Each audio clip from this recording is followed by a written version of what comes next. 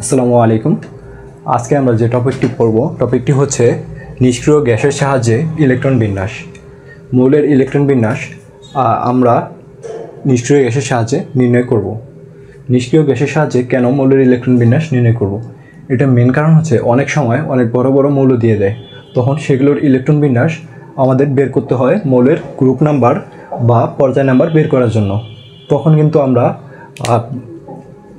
অনেক বড় করে মৌলের ইলেকট্রন বিন্যাস না করে নিষ্ক্রিয় গ্যাসের সাহায্যে খুব ছোট করে ইলেকট্রন বিন্যাস করতে পারি। যেমন আমরা যদি একটা এক্সাম্পল দেখি, এখানে আমরা যদি দেখি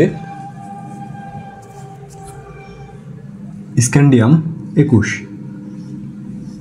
যে মৌলটা আছে, মৌলটা হচ্ছে ইলেকট্রন বিন্যাস যদি আমরা করি 1s2 2s2 2p6 3s2 3p6 4s2 3d, তাহলে কয়টা হচ্ছে 10 18 19 20 আর একটা ইলেকট্রন। এখন এই মৌলটার আমরা ইলেকট্রন বিন্যাস এইভাবে নির্ণয় করলাম। আর এখন যদি আমরা এই স্ক্যান্ডিয়ামের ইলেকট্রন বিন্যাসটি যদি আমরা নিষ্ক্রিয় গ্যাসের সাহায্যে নির্ণয় করি, তাহলে এটা অনেকটা ছোট হয়ে যাবে। যেমন স্ক্যান্ডিয়াম 21 যদি আমরা ইলেকট্রন বিন্যাসটা নিষ্ক্রিয় গ্যাসের সাহায্যে নির্ণয় করি, স্ক্যান্ডিয়ামের ঠিক আগে যে নিষ্ক্রিয় গ্যাসটা আছে, নিষ্ক্রিয় গ্যাসটির নাম হচ্ছে আর্গন। তাহলে আমরা এটা লিখতে পারি আর্গন। তারপর হচ্ছে 4s2 3d1, কারণ এখানে আর্গনের ইলেকট্রন আছে কতটি? 18টি। তাহলে এইখান থেকে এই পর্যন্ত ইলেকট্রন আছে টোটাল 18টি, মানে এইটুকুর জন্য আমরা লিখতে পারি আর্গন। এটার দ্বারাই এই আর্গন এইভাবে লিখলে বোঝাচ্ছে এখানে আর্গনের পর্যন্ত ইলেকট্রন বিন্যাস করা হয়েছে। বাকিটা হচ্ছে এইভাবে লিখে দেব। এখন এটা নির্ণয়ের বা এটা বের করার কিছু ট্রিক্স আছে বা কিছু নিয়মের মাধ্যমে আমরা বের করে নিতে পারি। সেই নিয়মগুলো এখন আমরা দেখব। প্রথমে আমরা দেখব কিছু নিষ্ক্রিয় মৌল। যেমন নিষ্ক্রিয় মৌলগুলোর মধ্যে আছে আর্গন, ক্রিপ্টন, জেনন, রেডন। এই পর্যন্ত হলে আমরা ইলেকট্রন বিন্যাসগুলো নির্ণয় করতে পারবো। এখানে আর্গনের পারমাণবিক সংখ্যা হচ্ছে 18, ক্রিপ্টনের 36, জেননের 54 এবং রেডনের হচ্ছে 86। এখন যদি আমরা দেখি যে আর্গনে হচ্ছে 18, তার মানে হচ্ছে এই আর্গনটা ব্যবহার করে আমরা 18-র উপরে, মানে যেগুলো মৌলের পারমাণবিক সংখ্যা হচ্ছে 19 20 এভাবে 36-এর ঠিক আগ পর্যন্ত যে মৌলগুলো আছে সেগুলোর ইলেকট্রন বিন্যাস আমরা আর্গন ব্যবহার করে করতে পারি। তারপর যদি আমরা দেখি ক্রিপ্টনের পারমাণবিক সংখ্যা হচ্ছে 36, তার মানে 36 থেকে বড় এবং এই 54 থেকে ছোট যে পারমাণবিক সংখ্যা আছে সেই মৌলগুলো আমরা ইলেকট্রন বিন্যাসের ক্ষেত্রে ক্রিপ্টন ব্যবহার করব। এবং জেননের ক্ষেত্রে 54 থেকে অবশ্যই বড় হইতে হবে পারমাণবিক সংখ্যা, এবং মৌলটার পারমাণবিক সংখ্যা 86 থেকে ছোট হতে হবে। আর 86 যদি উপরে হয়ে যায় কোনো মৌলের পারমাণবিক সংখ্যা, তখন সেক্ষেত্রে আমরা রেডন ব্যবহার করে ইলেকট্রন বিন্যাস করব। এখন আমি বাকি প্রসেসটা দেখিয়ে দিচ্ছি। আমরা যে মৌলের ইলেকট্রন বিন্যাসটা নির্ণয় করব, সেই মৌলের ঠিক ইমিডিয়েট আগে যে নিষ্ক্রিয় গ্যাসটা আছে সেটাকে আমরা ব্যবহার করে বাকিটা করব। যেমন যদি আর্গনকে যখন আমরা ব্যবহার করব, আর্গন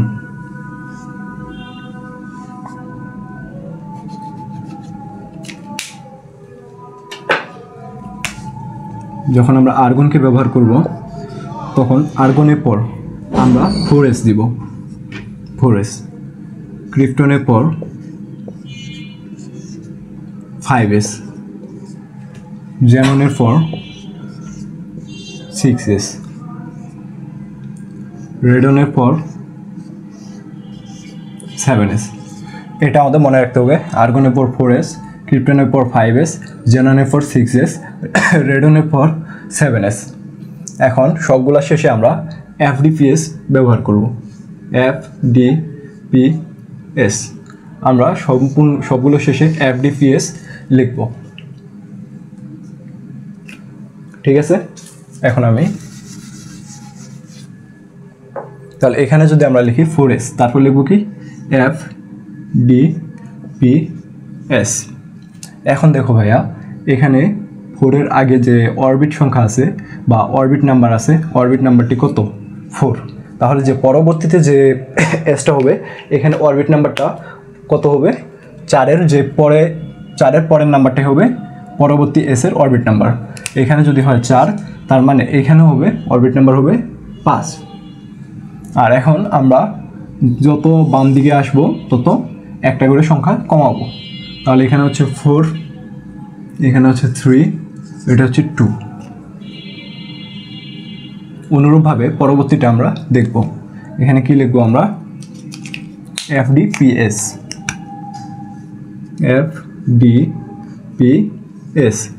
এখানে এস এর অরবিট নাম্বার কত? প্রধান শক্তিস্তর হচ্ছে 5, তার মানে এইটা হবে 6। এখন আমরা এক এক করে কমাবো। এখানে যদি হয় 6, তাহলে এখানে হবে 5, 4, 3। অনুরূপভাবে আবার আমরা নিচেরটাতে FDPS লিখব, FDPS। FDPS লেখার পর এখানে আছে কত ভাইয়া? 6, তাহলে পরে এসটা হবে 7। এখন আমরা এক করে কমাবো, 6, 5, 4। তারপরে আবার সেমভাবে FDPS লিখবো আমরা, FDPS। এখানে পারমাণবিক এখানে অরবিট নাম্বার হচ্ছে 7, তার মানে এখানে অরবিট নাম্বার হবে 8। এখন এক এক করে কমাবো, 7, 6, 5। বুঝতে পারছো তোমরা একটু? এখন আমরা এইখানে একটা বিষয় দেখব, সেটা হচ্ছে 2f অরবিটাল। এটা কিভাবে এক্সিস্ট করে? না, এটা এক্সিস্ট করে না।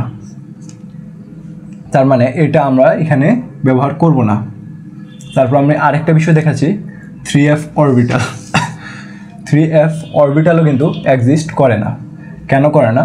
কারণ আমরা যদি দেখি কেন করে না, এটা আমি দেখিয়ে দিচ্ছি। এখানে অরবিট নাম্বার কত? 2, আর f এর ক্ষেত্রে l সমান হচ্ছে 3।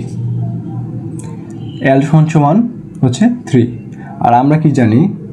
l সমান n-1 হবে সব সময়,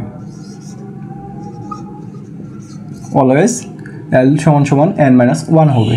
কিন্তু এখানে যদি আমরা দেখি যে l এর মান কিন্তু n এর থেকে বড়, তার মানে এই অরবিটালটা এক্সিস্ট করবে না। অনুরূপভাবে এখানে দেখো l = n, তার মানে 3f অরবিটালটাও এক্সিস্ট করবে না। তার মানে এটাও আমরা ব্যবহার করব না। তাহলে আর্গনের পর আমরা কি করব? 4s 3d, 4p 5s। তবে আমাদের যে পরীক্ষায় যা আসে তখন কিন্তু এই 4s পর্যন্ত 4s আর 3d ব্যবহার করলেই হয়ে যায়। এখন আমরা কিছু এক্সাম্পল দেখব। প্রথমে ক্রোমিয়ামেরটা দেখব, ক্রোমিয়াম 24। এটা যদি আমরা দেখি তাহলে প্রথমে লিখব কি? আর্গন। আর্গনের পর ভাই কি হয়? 4s 3d। আমাদের বাকিগুলো লাগবে না আপাতত। দেখো তারপর কি হচ্ছে, আর্গনে এখানে কয়টা ইলেকট্রন চলে গেছে? 18টা ইলেকট্রন অলরেডি চলে গেছে। তার মানে আমাদের বাকি আছে কয়টা ইলেকট্রন? 6টা ইলেকট্রন।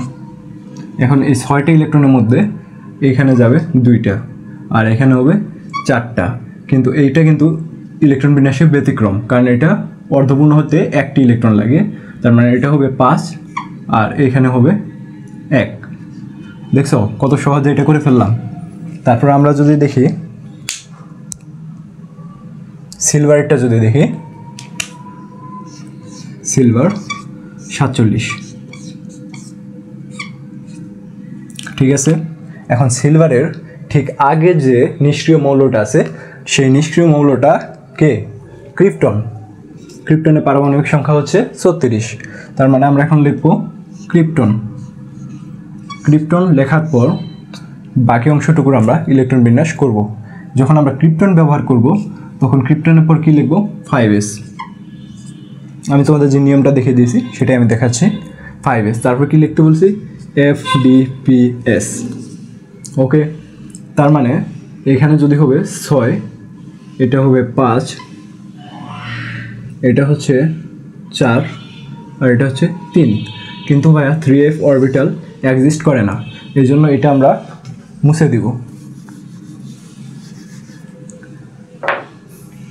তার মানে এটা আমরা লিখব 4d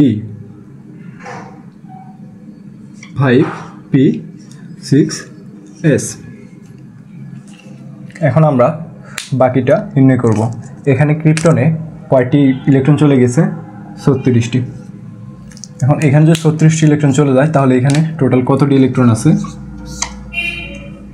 দেখো, 17 থেকে 7 থেকে 6 গেলে 1 আর এখানে হচ্ছে 1, তাহলে টোটাল এখন ইলেকট্রন বাকি আছে 11টা। এই 11টা ইলেকট্রন আমরা এই মৌলগুলোতে দিব। তার মানে 5s-এ কয়টা ইলেকট্রন থাকবে 2টা, আর 4d-তে কয়টা থাকবে 9টা।